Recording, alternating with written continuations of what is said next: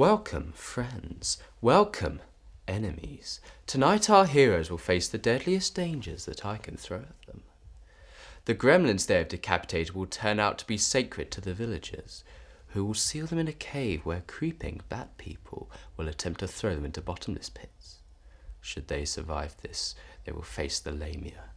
Half woman, half spider, she will attempt to lure them into honey traps where she will suck their blood.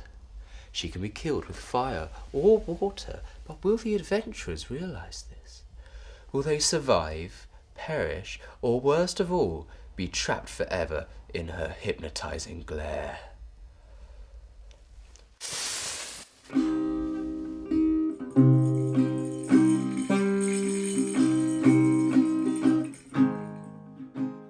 Wander, holding weapons, waiting for any fated challenge. You have chosen chambers of high danger, so hallow the high gods heartily, wield swords smartly. Only he of heroes heading can rule the heavens. What I really like about Dungeons and Dragons is the freedom you have in the world. You're not playing someone else's game, you can take control, and even though the DM is like in charge, you can push boundaries and choose where it goes. Yes, I don't really know much about it, but, because I'm more of a console guy. I play RPGs like Mass Effect, Fallout 3, etc. You arrive at a village holding the heads of gremlins, thinking you can become contracted for work with this display. Over to you. Well, I approach the nearest villager. Wait, maybe we should leave. What? I'm not sure about this place. Can we do that?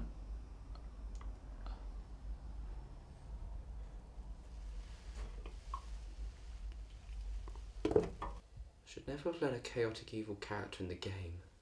They're insane and they play selfishly, and he's going to try and derail the whole thing. Well, yes, technically, yes. Well, I think we should go and approach a villager. We came all of this way. Greetings! We are travellers from a faraway land, and we have killed your gremlins for you. Would you like our services? You did what? We killed these horrible beasts that were hanging outside your village. Horrible! How can you use that word? These gremlins, they are sacred creatures, holy to us. They're pests and killers. They are evil. Upon hearing this, the villagers turn towards you.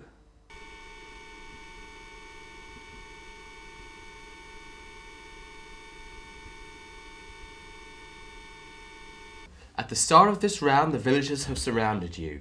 What do you do? Maybe if we took the women and children hostage, they would surrender. Right. Well, okay. There is a problem with that, in that the women and children are all still inside their houses and haven't been stupid enough to run out and meet you. We can burn houses. They're only wood.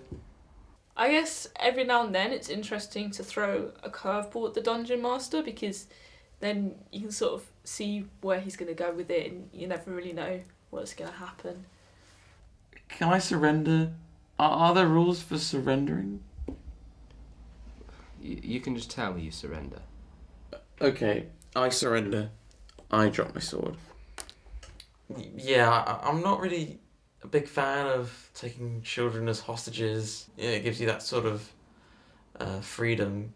But there's good reason why you can't do that in console games. As punishment for your crime, you will be locked in the dark, sacred cave until the gods enlighten your mind. I'm glad they finally surrendered. There's always a chance the story will get away from you and wrestled into the hands of the players. You're sealed in a dark room. On the far side is a glowing bed of what looks like straw, which your eyes are drawn to. But shh! Can you hear that? Your eyes are drawn to the ceiling, but you see that it is pulsing and shifting, As your eyes adjust, you see that it is in fact figures with wings creeping about. They are the creeping bat people, with long pincers, sharp fangs, and huge wings. Totally evil. Very well. I will speak chaotic evil to them.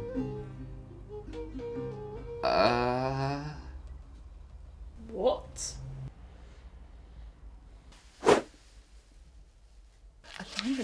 Alignment's not a language, alignment's just a thing.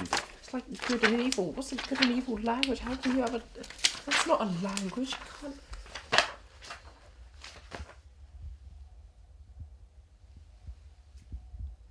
An alignment language is a set of signs, gestures and signals which intelligent creatures can use to inform other intelligent creatures of the same alignment, i.e. moral guidance system, of their intentions. However, to use such a thing in public would invite incredible social sanctions.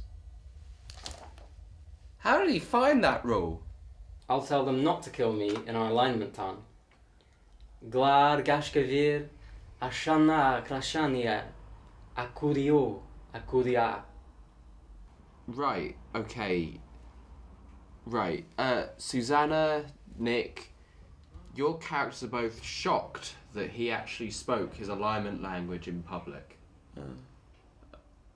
Oh dear. No.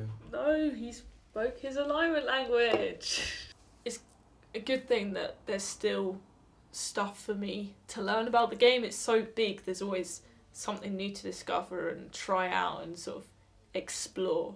Yeah, I find it a bit weird that a guy playing the game can be better at the game than the game guy. I mean, it's a bit weird. I mean, I don't... Roll a d20 for charisma to see how well they receive you. 2. While they can somehow understand you, they take issue with being addressed in this way, and all of them converge on you alone.